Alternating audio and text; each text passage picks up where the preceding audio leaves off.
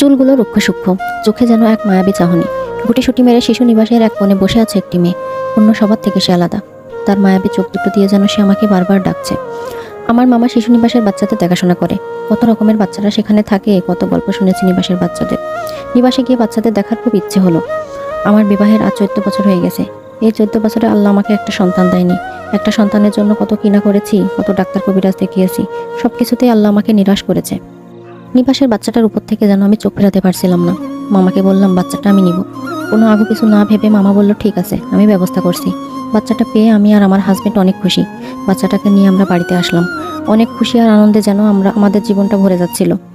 সারাদিন আমি বাচ্চাটাকে নিয়ে ব্যস্ত থাকতাম। ওর সুন্দর একটা নাম দিলাম জাহ্নবী। আমরা জয়েন্ট ফ্যামিলিতে থাকতাম, শ্বশুর শাশুড়ি, দেওর, তার বউ, বাচ্চারা সবাই মিলে। জাহ্নবীকে নিয়ে আমাদের খুব ভালো সময় কাটছিল। জাহ্নবীর বয়স এখন 3 বছর। হঠাৎ আমার শারীরিক কিছু পরিবর্তন লক্ষ্য করলাম। ডাক্তারের কাছে চেকআপে গিয়ে জানতে পারলাম আমি প্রেগনেন্ট। আমাদের খুশি যেন দ্বিগুণ হয়ে গেল। 10 মাস অপেক্ষার পর আমি এক ছেলে সন্তানের মা হলাম।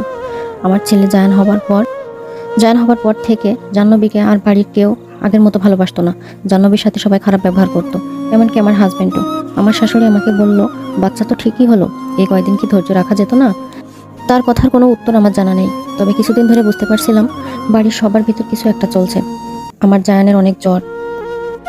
জাহ্নবীকে রেখে জায়ানকে নিয়ে ডাক্তারের কাছে গেছে। বাড়িতে ফিরে আমার শাশুড়িকে জিজ্ঞাসা করলাম জাহ্নবী কোথায়। তিনি আমার কথার কোনো উত্তর দিলেন না। আমি অনেক কান্নাকাটি করছিলাম, চিৎকার করছিলাম। তিনি আমাকে বললেন ছেলে অসুস্থ, তাকে দেখাশোনা করো।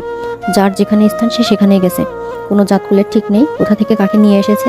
আমার ছেলের কারি টাকা পয়সা নেই যে সেই টাকা দিয়ে সে পরের ছেলে মেয়ে পুষবে। জাহ্নবীর জন্য আমার বুকের ভিতরটা ক্ষতবিক্ষত হয়ে যাচ্ছিল। তারা জাহ্নবীর জিনিসগুলো এমনভাবে সরিয়ে ফেলেছিল যেন জাহ্নবী বলে এই বাসাতে কেউ থাকতোই না।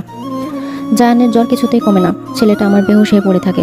আমার শাশুড়িকে বললাম জায়ানকে কোনো কবিরাজের কাছে নিয়ে গেলে হয় না? আমার ছোট যা বলে উঠলো এ যুগে এসে জ্বরের জন্য কেউ কবিরাজের কাছে যায়? আজ 7 দিন হয়ে গেল আমার জাহ্নবী আমার কাছে নেই। কোথায় আছে, কেমন আছে কিছুই জানি না। আমার জায়ানের জ্বর সারে না। বাড়ির কারো কোনো চিন্তাই নেই জায়ানকে নিয়ে। আজ শুক্রবার, বাড়ির সবাই গেছে ফুফাতো ননদের বিয়ের দাওয়াতে। আমাকে তালা দিয়ে রেখে গেছে। জানালা দিয়ে পাশের বাড়ির এক ভাবির সাথে সব খুলে বললাম। ভাবি বলল তার পরিচিত একটা কবিরাজ আছে। ছাদে উঠে মই বেয়ে ছেলেকে নিয়ে কবিরাজের কাছে গেলাম। কবিরাজ আমার ছেলেকে দেখে ভয়ঙ্কর কথা বলল, যেটার জন্য আমি মোটেও প্রস্তুত ছিলাম না। আমার জায়ানের মাথার চুল আর নখ নিয়ে ভয়ঙ্কর কালো জাদু করেছে। তিনি আমাকে বললেন অনেক দেরি হয়ে গেছে, কিছুই করা যাবে না। মুহূর্তে আমি জ্ঞান হারিয়ে ফেলি। জ্ঞান ফিরতে জানতে পারি এই কাজ আমার ছোট যা করেছে। নিরাশা হয়ে বাড়ি ফিরে আসলাম। রাত 10টা 12 মিনিটে আমার জায়ান আমাকে নিঃস্ব করে দুনিয়া থেকে বিদায় নিল। আমি যেন পাগল হয়ে গেলাম। আমি আল্লাহকে বলছিলাম আমাকে যদি নিঃসন্তানই রাখবে তাহলে আমাকে কেন সন্তান দিয়েছিল?